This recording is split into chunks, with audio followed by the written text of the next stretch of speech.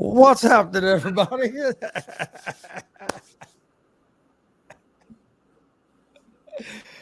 uh, it was a damn cat over here. All I know is, wow, just wow. What a trying to be alive. Damn it! Then I just, oh man, I'm all messed up. No, I was trying to share something or share the link out, and I didn't realize it was ended, and I forgot I didn't add us into the stream yet. So that was on me. It's okay.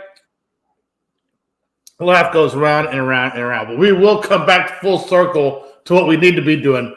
What a time to be like Gonzo. A lot of stuff going on in sports, my brother. And we won't talk about the.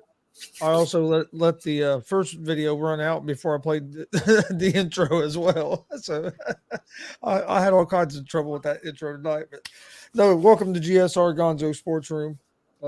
Excuse me. I'm Gonzo. He's Jay. We're going to talk some sports. Oh, man. Damn right. Yeah, Glenn, them damn Reds. I agree with you. They pull out a close one last night, then get killed the next day. But hey, that's the life of a Reds fan. Hey, my Astros, we're not doing much better. We got beat tonight. We lost the series to the Giants, unfortunately, but that's the way it went down. The Atlanta Braves, however, they're not missing a beat. They took out the Marlins 14-6, and I don't know what's going on in Atlanta, but they are definitely exuding dominance. I had the Braves winning that game. I picked the Braves in that game. I can see them winning the game. But 14 runs, wow. I don't care. Wow. I mean, that's not just winning. That's domination. He was. Wow. During that interview I had earlier with the pro wrestler and owner of WCWO, Joey Owens. If you missed it, go check it out. It was a great time. And he announced some of the matches that's going to be at Indianapolis Comic-Con this weekend. But he was talking about the schedule, Jay. Yeah.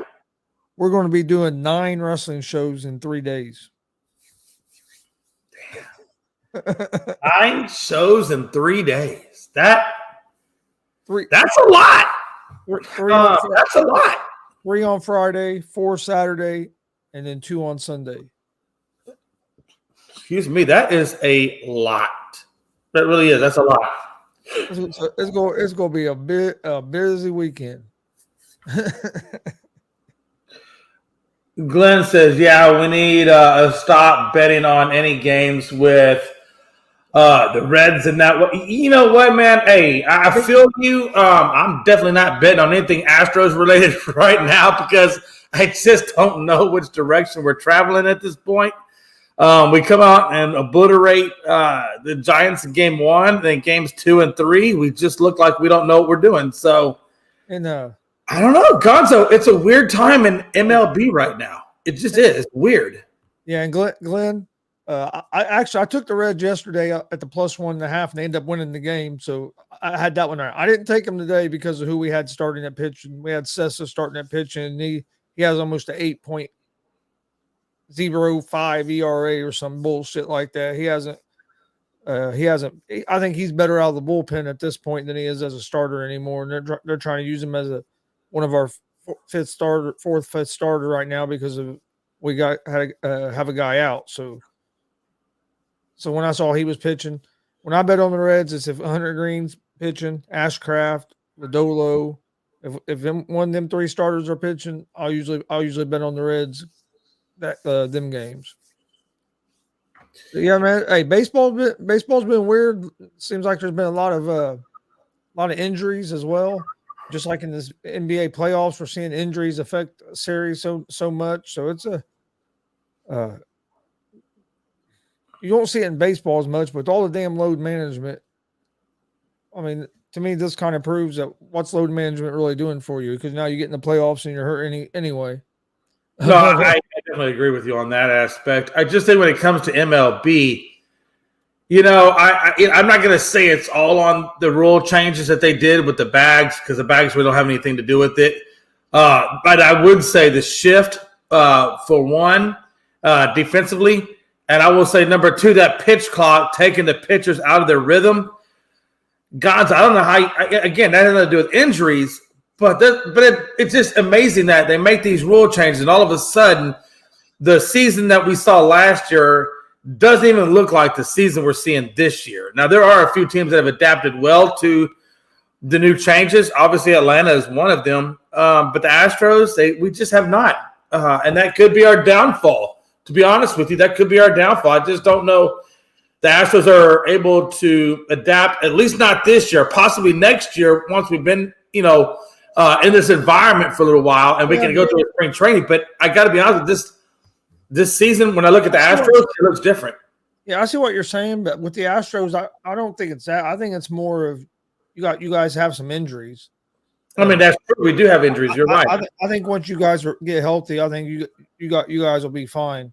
I don't think it's as much. I see what you're saying, and I'm sure it has affected some players because some pitchers used to take for fucking ever up there. But so I mean, I'm sure it has affected the players some. I don't know if that has to do with the injuries per se. I mean, I guess it could a little bit, maybe because you're speeding yourself up. But I think more of it with the Astros is some injuries, and with some of the other teams that are struggling. The Yankees injuries are affecting them right now.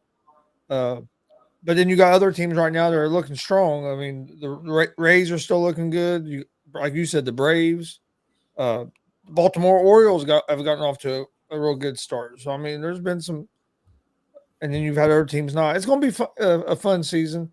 I do like that batting averages are up. Last year, I think the league batting average this time was like 230, 229, and this year it's like 241. So it's been up. Stolen base attempts there hasn't been this many stolen base attempts since like 1998. So you got base, and then so I think the rule changes have helped actually, but because I mean you're seeing more hitting, seeing more base running. Not everything's just home runs. Just don't get me wrong, you're still seeing home runs. Hell, we saw 11 home runs in one game the other day. There when they were in Mexico City, but yeah, especially since we're obviously talking injuries and we're talking baseball, we're definitely talking Yankees. Brian Cashman has come out and basically said, "Yo, don't count out the Yankees." And I'm sure he's pretty much alluding to what you're alluding to, that once we get past the injuries, the Yankees will bounce back from that. And I hope they do, because man, it's crazy seeing that the Yankees in last place. To me is just, man, I can't remember the last time I saw them in last place, and it's crazy to see them in the position in which they're in. But again, I do understand what Cashman is saying, and Gonzo is the same thing you're saying. It's injuries. You can't look at it for what it is now. Look at it for what it is later as we get towards the All-Star break. But it's hard to look past, when your team is hurting. It's hard to see past that. For me, it is. Oh, yeah. I can imagine. Oh no, I get what you're saying. What happened to the 76ers tonight, brother? Okay, we'll go there. I think the players stayed at the hotel. They sent out some body doubles to play that game for because nothing like the 76er team we saw 2 days ago. It's interesting. We're gonna go there. Excuse me. It's interesting to me that MVP. Without Embiid, without Embiid, the Sixers come away with the win, and then you throw in quote unquote your MVP, and they lose by damn near almost 40 points. 40? Hold on, let me explain that to you. Take one hand, put a 4 up. Take another hand. Oh no, let me do this direction. Put one hand, put a 4 up, put the other hand up at the 0, and that's what you lost by with their quote unquote so-called MVP. But yet your real MVP, the real MVP is over there sitting at 2-0 looking at game 3. Fucking idiots. You can't tell me that shit ain't political. I'm telling you, the only reason he didn't get it is because they didn't want to give it to him for three years. No, that's what I'm saying. Exactly. That's what I'm saying. You can't tell me that this award that it got wasn't political. And you had some of these guys that was on TV saying that Joel Embiid should get the MVP because out of the guys that Jokic, and that was when Giannis was still in the conversation, he should get it because he hasn't been MVP before. Bullshit. That's not a reason to give somebody an award. I'm gonna give you this because you haven't been able to accomplish it yet. So we're just gonna give it to you. What the fuck? That's not how it works. Mike, I don't sleep a whole lot. I suffer from Gonzo-isms because Gonzo don't sleep much either. And I have been infected by Gonzo and Tony. They have infected me with the lack of ability to sleep. But yeah, Gonzo, I'm sorry. Continue mission. But you know what I'm saying? You had literally guys are paid to talk sports on TV saying that Embiid should be the MVP because he hadn't had an MVP before. That's not how you do it. First of all, Mike, I said fuck all the damn shows. And Gonzo is my witness to attest to that. So I don't know what we're talking about. Plus, this is the late night Gonzo show. But Gonzo, the voting wasn't even close. That's what blows my mind. Now, yes, Joker came in second, but the overall points was like 900 and some change for Embiid to like 600 and some change for Joker. Can somebody please explain to me why why Joker or why Embiid got the damn award, and then number 2, how was there such a big gap of disparity between the two? Because it does not make any damn sense at all. Yeah, I don't know at all. Especially when Joker's 2-0 in the playoffs and Embiid literally is detrimental coming back to his team. And Gonzo, did we not say that one of the criteria for being an MVP in the league was what you mean to your team? What you mean. And the last time I checked, so you're telling me that your quote-unquote MVP cost you 40 points, and he added what value to your team to make him worthy of such an award? Regular season or not. Yeah, what a time to be alive. What a time to just let that sink in for a minute. What a time to be alive. This is what we're talking about. Yeah, I don't know. I didn't understand that. I thought Jokic should have been MVP, but hey, my vote don't count. This is mine. Trust me, none of ours do. Apparently, I guess there's some sports writers or whoever that I have no idea who they are, and I guess it's probably good that I don't know who they are. But honestly, Jay, it shouldn't be no surprise because, I mean, if you think about it, look how many years Michael Jordan or how many years LeBron James could have been MVP that they haven't. I get that, and that's a good point too. Just because they don't want to give it to him every year, so, and I think that's why I hurt Jokic. They didn't want to give it to him for a third year in a row. So I don't know. I think that sucks, but hey. No, I agree with you because you're 100% correct on all avenues. MJ, LeBron, they should have had more MVPs than what they had. We all know that. Come on. How does that not happen? Again, and again, this is not a political show, but it is a political topic and it is a political vote. Unfortunately, call me right or wrong, Gonzo. Was you the one who voted for Ja? You know what? Hey, Glenn. I think it was. Glenn, damn straight. And believe it or not, Tony voted for Dylan Brooks.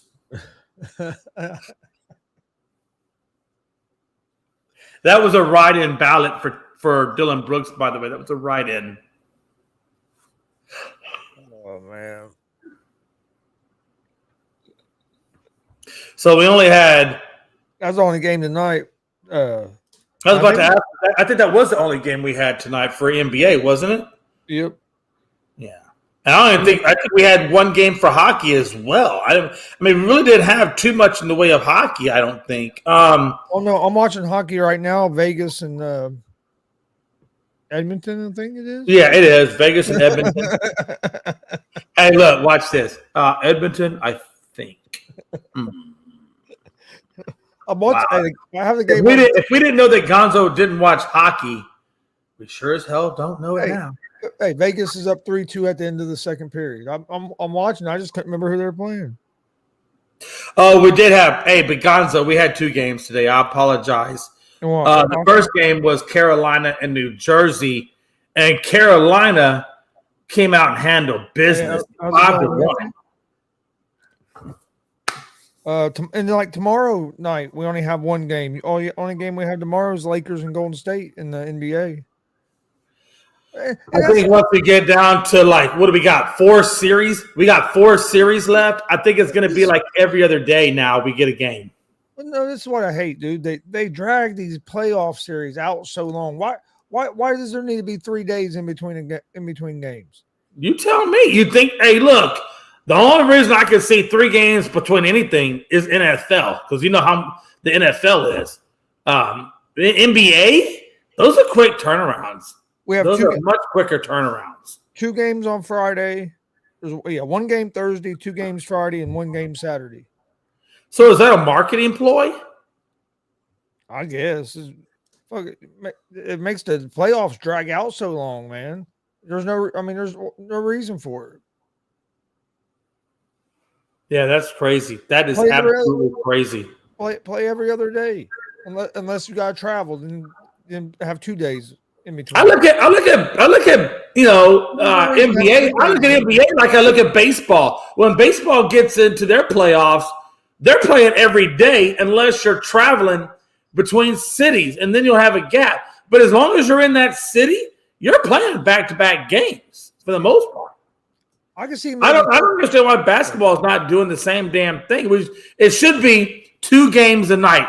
You can have 1 Eastern, 1 Western, tonight, and then tomorrow you have 1 Eastern, 1 Western, and then you just keep until they have to go back and forth between the cities. But I don't understand why, like you said, there's such a gap or disparity in between games. It's not like it's football. Yeah. Glenn, you're right. And it makes no sense. It drives me crazy every year. It's like playoffs take 2 months. But I honestly don't think it should be that way. It shouldn't be, months in between games. That's crazy. I agree. Wow. I agree. Well, what do you think about this we really never did talk much about that 76ers game, just that they got blown out because we started talking about MVP for Embiid. But Warriors. No, we can go back. No, because we really didn't talk too much, in reference to that. But if you do want to break it down further, I mean, I guess just to show you how sad Embiid's performance was, his field goal percentage was good. It was over 50. I would say it's probably about almost 60%. He didn't really get the ball a whole lot. He gave you 27 minutes, but he went 4 of 9, 0 of 2 from the 3, but 15 points, 3 rebounds, 2 assists. I mean, that's not the kind of numbers, again, that I would expect from my NBA MVP. And then if you want to look beyond that, Harris gave you 16, Maxey gave you 13, Harden, far cry from 45 points. He went 2 of 14, 0 of 6 from the 3, 10 rebounds. That was his bright spot, by the way, the rebounds, and then 12 points. So I think you could say, for the most part, that vintage Harden showed up, and what we thought should have been vintage Harden has left the building to the point where I'm telling you, if there's ever a team that was inconsistent, it's definitely the Philadelphia 76ers. Yeah, they look terrible tonight. And it was horrible. It was a sad thing to watch. It pissed me off because I took the 76ers plus the 8 points. When I took the game, I said I think the Celtics are going to win this game, but I think it's going to be a close game. I think 8 points is too many. And yet they get blown out by 40. Not even anywhere near the realm of, that spread. It's like, man, what the hell? And I mean, Boston. It was a good response for them. They needed that, but the Sixers just didn't show up at all. I don't know if they were happy because they won a game and got a split. They were happy with that or what, or if Embiid met, I don't know. They looked like a totally different team the other night than they did tonight. I'm not going to say it was because of Embiid, but I don't know. Something wasn't right.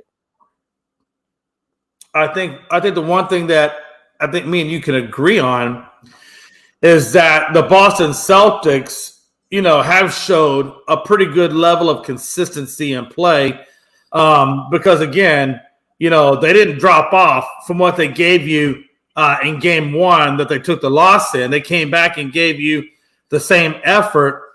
It's just Philadelphia couldn't match it, which is so weird to me that you got your number one player back, but yet you can't match what you did in game one. To me, that's just so stupid. But again, I just want to show the consistency of Boston Celtics and that they gave you the same effort that they gave you in game one. And you can clearly show that they took the win easily. And I got to be honest with you. I'm not Nostradamus. I can't predict the future. But I can predict or at least go by what I've seen so far. And right now, to me, given that Jimmy Buckets, didn't play yesterday, and I don't know how he's going to play going forward in the future, but I got to be honest with you, Gonzo, unless Jimmy can come back and can continue to duplicate what he gave you in game one, we very well could be looking at a New York, Boston, Eastern Conference Finals. Yeah, we could be. It's going to be that series is going to be interesting. New York into that New York and Miami because both those games have been good games. I have the Knicks beating the Heat. We'll see if they can hold up and that happen. But Warriors Lakers tomorrow night. What are you thinking this game? I think the Warriors are going to bounce back and get a win, tie the series up 1-1, going to LA. I think Steve Kerr waited too long to go to that high pick and roll with Steph Curry. Once they started getting the ball in Steph's hand, letting him have the possession of the ball, he got going. Lakers were doing a good job of him keeping with him off the screens and stuff. Hit him off the ball wasn't working. So once they made him a little more ball, having control of the ball, he got going there in that second half. I think you'll see them switch that earlier in this game. And I think you're going to get a little bit better defensive effort out of the Warriors as well. So I think Warriors win this game, tie it up 1-1. But I think it's going to be either a 6 or 7 game series. Wouldn't be surprised if it don't go 7. Yeah, here's my thoughts on that. The last time the Warriors saw the Lakers in the manner in which the Lakers are constructed was 2020 in the bubble. And we all know how that season turned out for the Lakers. 2021, 2022, AD, Braun, with the various levels of inconsistency in terms of being able to be on the floor. And obviously, they just didn't have the supporting cast because they got rid of them here and there and everywhere. In terms of, Caruso and company that, they let go and things like that and brought in what they thought would be good because of what Braun thought would be good. So we didn't really get to see the Lakers back in that true form that we saw back in 2020. So subsequently, you had various champions coming out. most recently, obviously, being the Golden State Warriors. But again, the Golden State Warriors last year didn't have to contend with an AD and a Bron at full health down low in the paint. And I don't know how well they're going to fare this year because they're not going against Sabonis in a one-team effort. They're going against two really great big men. And can they suffice to play against those big men and continue to rock and roll down low in the paint? Because we know they didn't do it last game. And I don't know how they're going to do this game. Do I think the Warriors can right the ship and take it 1-1 going back to LA? Of course they can, because they are still the Golden State Warriors. They still have championship experience. They still have a great coach. They still, so of course they can. There's no reason why they can't. But it is, will they? That's the key. Will they? And how well is this Lakers team going to come back game 2? Will we see the same consistency from D'Angelo in game 2 that we got in game 1? Will we see the same consistency in AR-15 and company that we got in game 1? If we get the same level of AD and Bron, and then we sprinkle in the bench and we sprinkle in D'Angelo and AR in that mix, there's no reason that, honestly, the Lakers can't go 2-0 going back to LA. There's no reason. But, again, it goes back to consistency. It goes back to, can Golden State take their game plan from this game and what didn't work, apply it to game 2, when we all know Steve Kerr can do it, because Steve Kerr is a very good tactician. Yeah, he learned underneath Phil Jackson and company. So can they adapt, reconfigure how they're going to do with AD, figure out how they're going to do with Bron down low in the paint? And if they can figure that out, then yeah, absolutely, they can go back 1-1. It's just going to be, can, number one, Golden State make the adjustments, and can, number 2, LA come out and be consistent like they were in game 1? That's going to be the telltale factors. Yeah, I think Warriors are going to come out and play. They're going to play a little bit better on the defensive end, and I think they'll be all right this game. It's going to be fun. I'll tell you one thing, that it was fun watching both those games last night, because even the Knicks and Miami game, just the atmosphere there, Madison Square Garden, rocking again, and then you go into that Lakers and Warriors game, which I thought was funnier in hell, that they didn't have the powder out there for LeBron. I was cracking up when I saw that, but besides that, it didn't feel like it was a second round playoff game. It felt like it was a conference finals or a Western Conference or an NBA finals game. I mean, just the intensity and the level of play, but really both games did, but especially that Lakers and Warriors game last night. So I think it's going to be a fun series to see how it plays out in the finish watching. Yeah, and there's a lot of different ways, LA can approach it, right? They can approach it of, okay, there's blood in the water. Let's go out and give everything we got and try to come home 2-0, and possibly, have a very depleted Bron and AD come game 3, even with that little bit of rest. That's the first option. The second option is, do you limit, Bron's minutes, or do you limit AD's minutes to try to preserve them for game 3? So there's a lot there's a lot of strategic things, they've got to consider.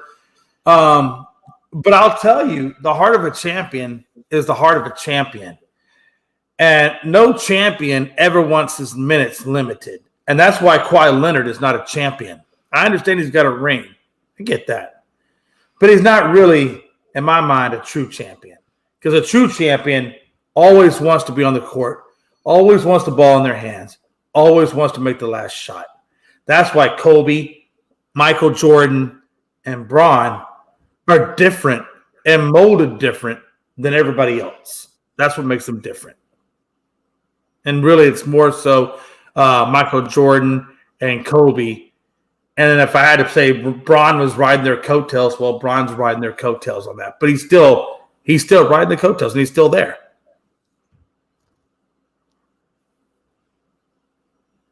Oh fuck! The Tigers got beat by the Mets, or the Mets got beat by the Tigers. I mean, I'm glad I didn't pick that game today, but that's kind of funny. Oh, Glenn, I agree with you. A true champion does not worry about load management. A true champion wants to be on the court, wants to have the ball in his hands when the game is on the line. That's a true champion. And that's why I look at guys like Kawhi Leonard, and I look at guys like, Kyrie Irving, and I just see more of entertainment on social media than I do a true basketball player. Not that they can't play the game of basketball, but they're so much more worried about everything outside of basketball than they are what's actually going on the court. He said, Jay, you could be a motivational speaker after that. I don't know, man. I got my moments. God knows I got my moments. What do you think? What do you think about the new king of New York, Aaron Rodgers? He's at the Knicks games. He's at the hockey games. He's out with his teammates. He's at practice. He's been participating in practices with them, which he didn't do in Green Bay. So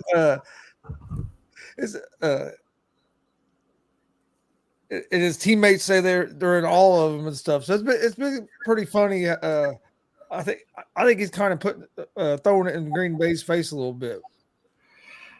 I look at the development of Aaron Rodgers from when he first came into the league on day one as to where he is currently with New York, and quite a bit of change has come about this young man. He's not the same guy he was when he got his first ring with Mike McCarthy. This is not that same Aaron Rodgers.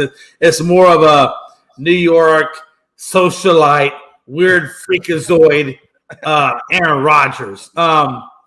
Look, the guy just came out of dark therapy. I don't even know if he's adjusted to daylight yet.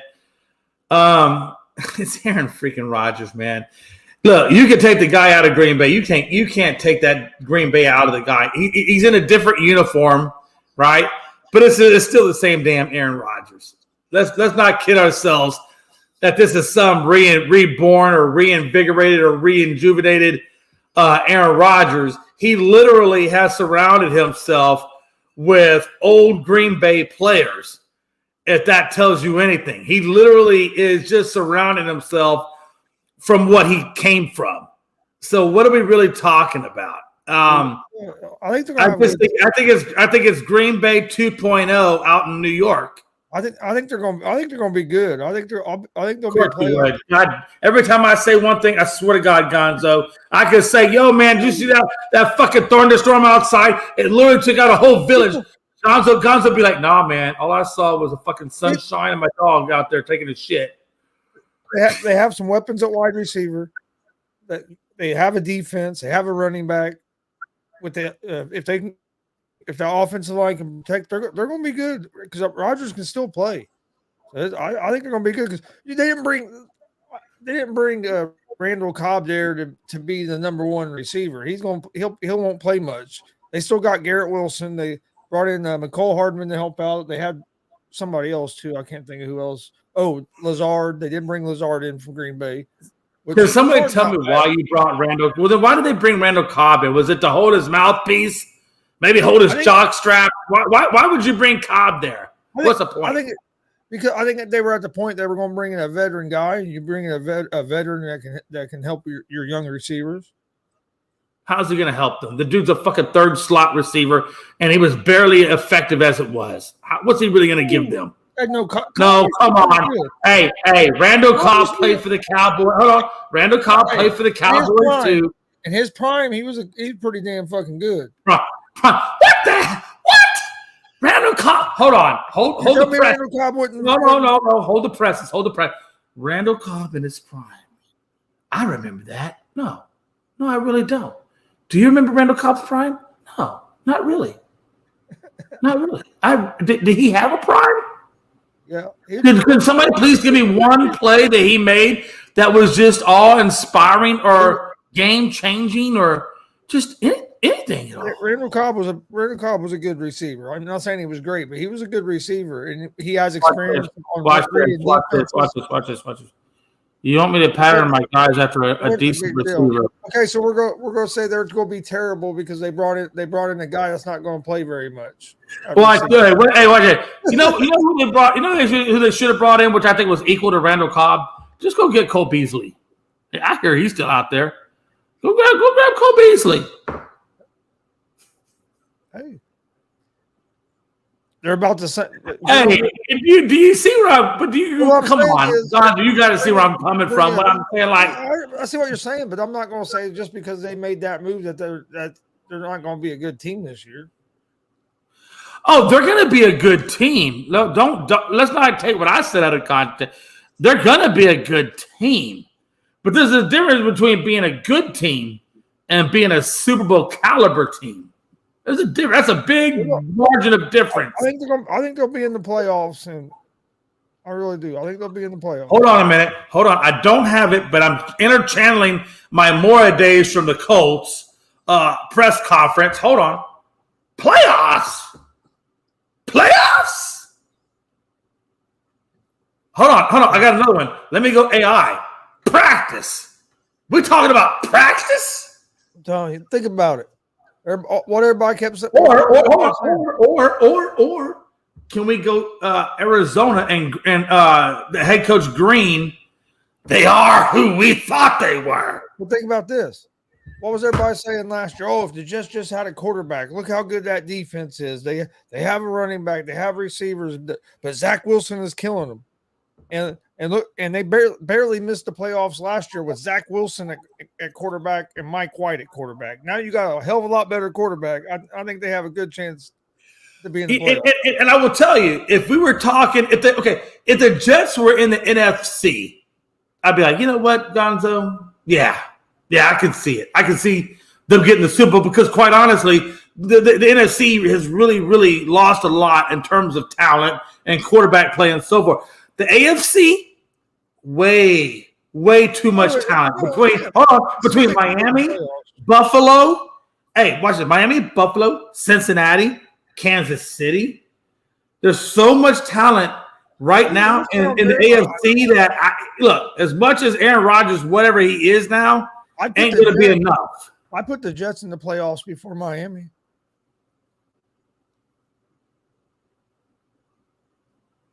I think Jets are a better football team than Miami.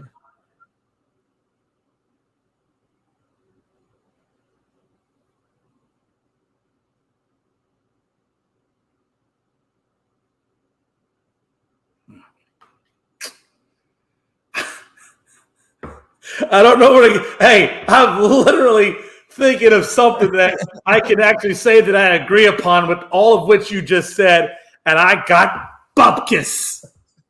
I've got bupkis. I don't know how to find a statement or a statistical thing that makes me want to agree with you. I do say that, and I have said that, and I've even told Frankie, so I don't want to go too far left.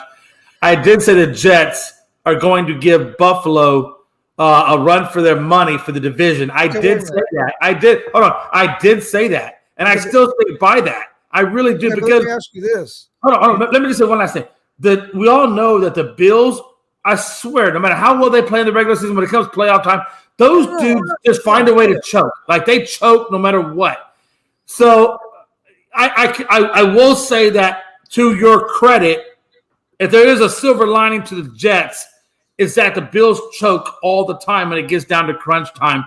And I do think that's where the Jets can somehow get in there, snag the division, and possibly get to the second round of the playoff. I will give you Jets, second round of playoffs. Okay, I can see that. I can. But that's about as far as I think I could go with them. Because the Jets could be, they could win that division. They have a chance to win that division. I know you got New England. So what's New England? You got me hyped right there. Did you see the feistiness I just came out with? That was all Gonzo driven. New England, Buffalo. Who is it? New England, Buffalo, Miami. Yeah, New England, Buffalo, Miami, New England. Yeah, those are your teams. They can win that. And Jets. They're capable of winning that division.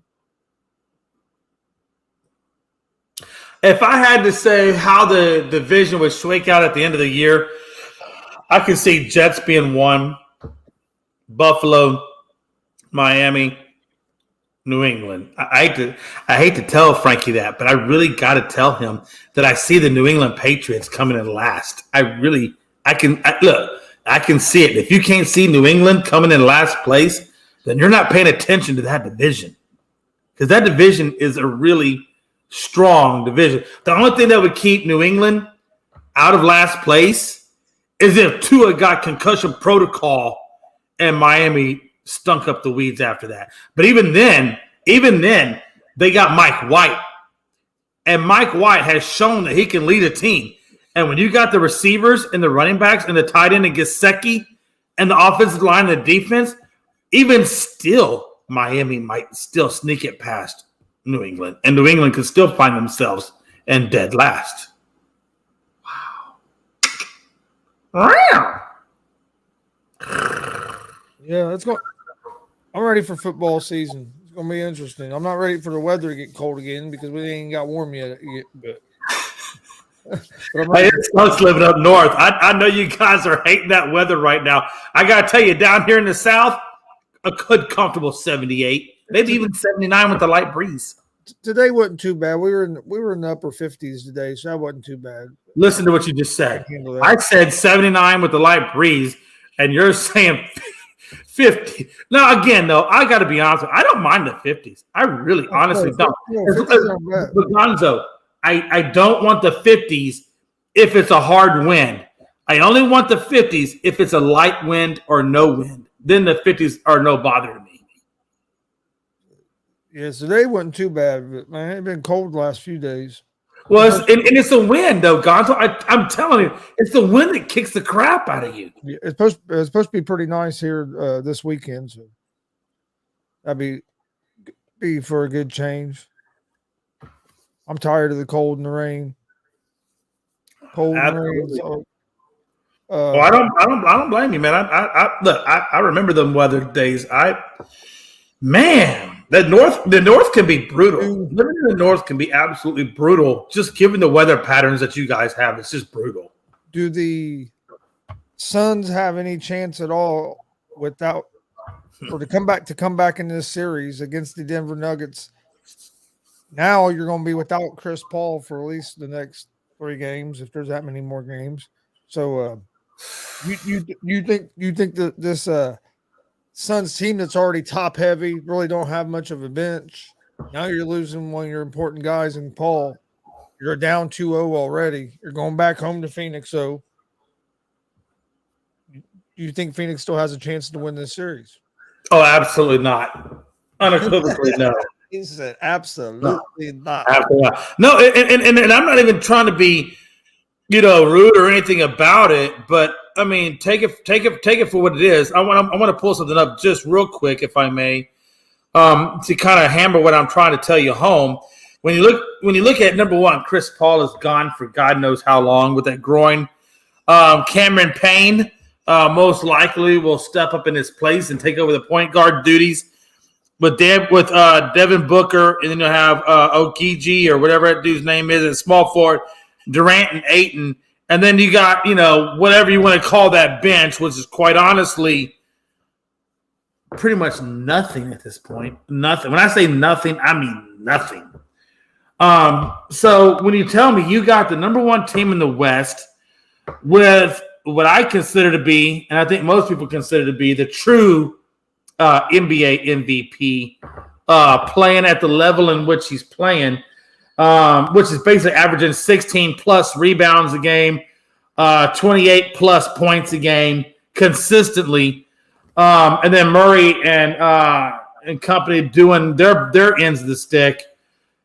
I tell you what, if the Suns were able to win one game in this series, one game, I would consider that a win for the Phoenix Suns. Me personally, and Gonzo, I've told you a million times that I have Denver sweeping the Nuggets. I've already got the broom. I just need the dustpan to do the remnants.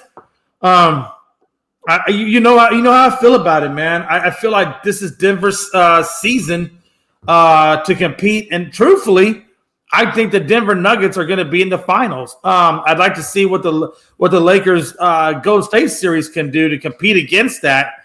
But I got to be honest with you, I think this is the season that Denver finally does what Denver's supposed to do, what they're capable of doing, which is to win the NBA Finals and be the true NBA champions. I hate Denver, by the way, because Nate is a big Denver fan. But and it's true. It's true. I hate every team that is associated with the state of Colorado. I absolutely hate. And I think that's got to give credit to me being unbiased to say that I think they're going to win it because I hate them. I do. I hate Denver. I still think the Suns will probably get one game, but I don't think they're going to come back and win this series. And it's not going to help matters now that you lost Chris Paul for pretty much the rest of the series. So it's going to be interesting. But yeah, I told you from the get-go I thought this Nuggets would win the series. And I know you did too, but I just didn't think the Suns is going to have enough from their bench, and you're going to rely on too many minutes out of your starters, especially Durant and Booker. You're playing them guys 45, 46 minutes a night, and it's going to come back and bite you at some point. And then now you're going to have to rely on them guys even more because you don't have Paul. So it's going to be interesting. But I say Nuggets. I'm going to say Nuggets in 5. I'm gonna give Suns one game.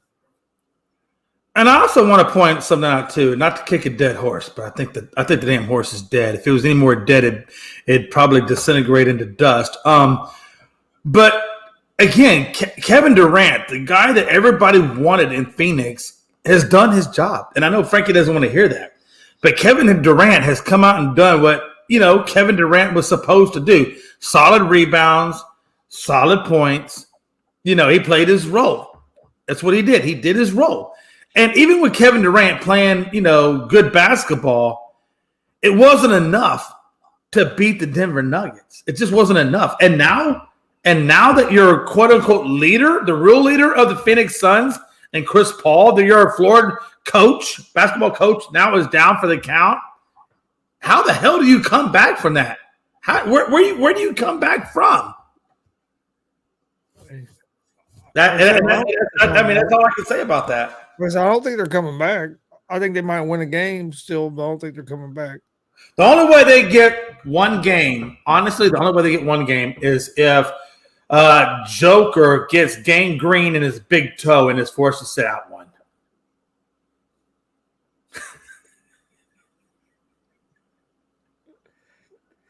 Or maybe Joker goes to a sushi bar and get salmonella. Is salmonella what you get from bad fish? Whatever it is you get from bad fish. I think it's salmonella, whatever. So something like that. Yeah, he would have to get some really bad sushi, miss a game with the shits on the toilet, and maybe Phoenix takes one.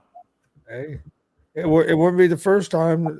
They say Michael Jordan got a bad pizza. Hey, that fucker still played though, didn't he?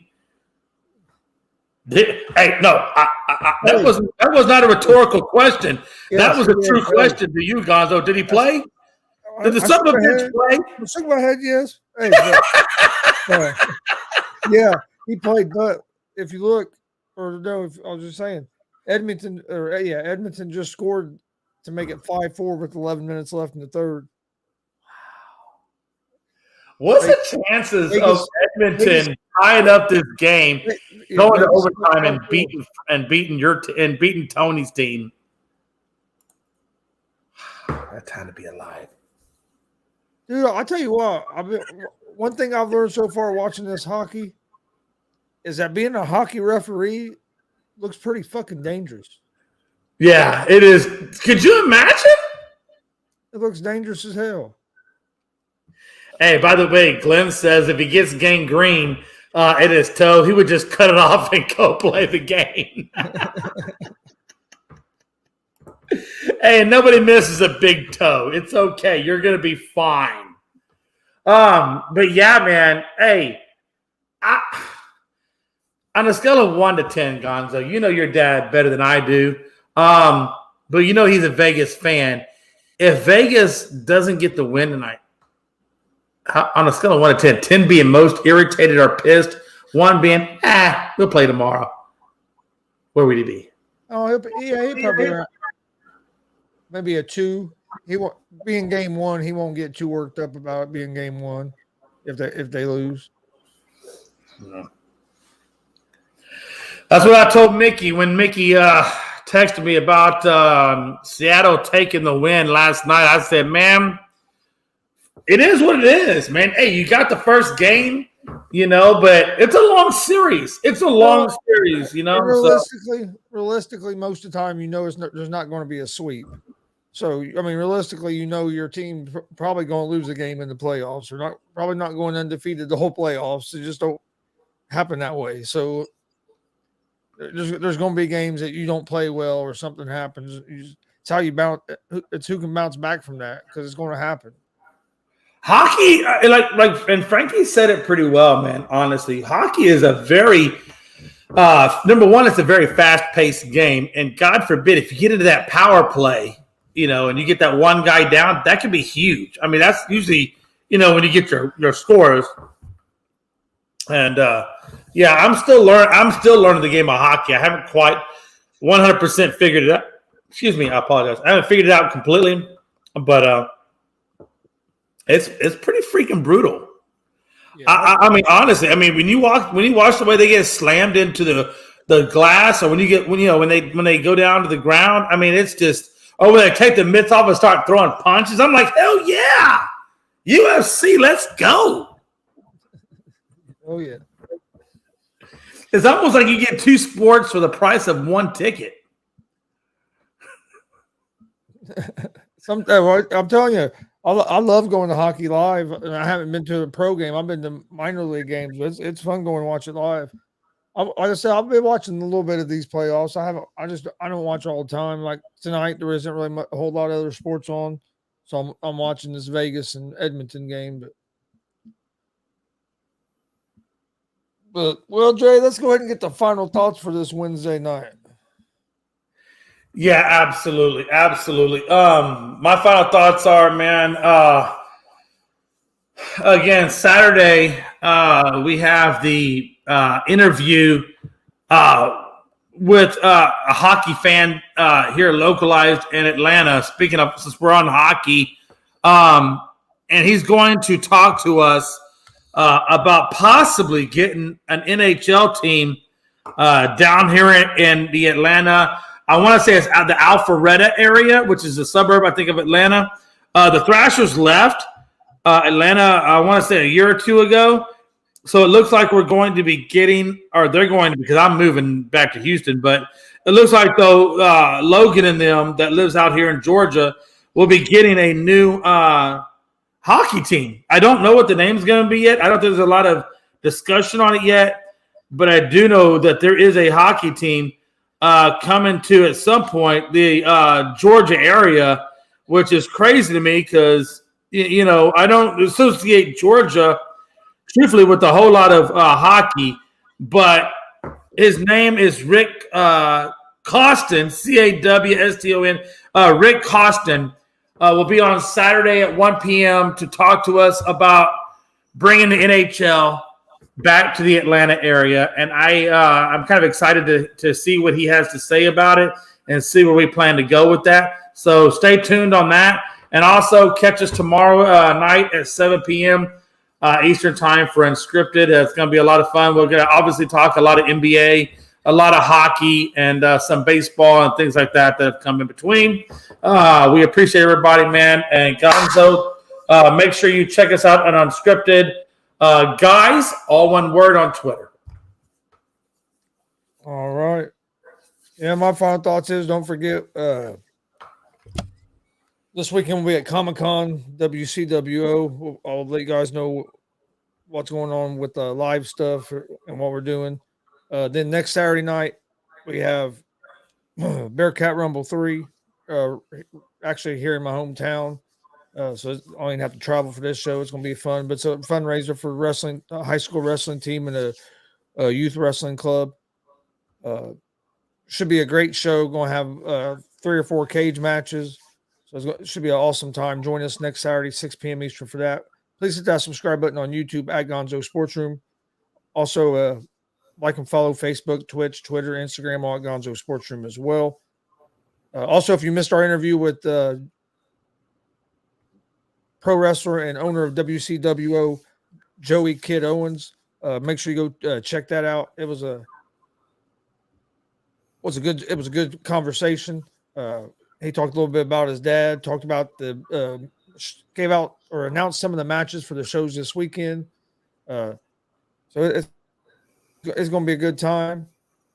And then we'll see you guys. We won't be live Friday night for the Gonzo Sports Room, so we'll be back Monday night for another episode of G.S.R. Gonzo Sports Room. But we appreciate everybody watching. Appreciate everybody in the comment section, and we will see you guys on Monday. Powerland!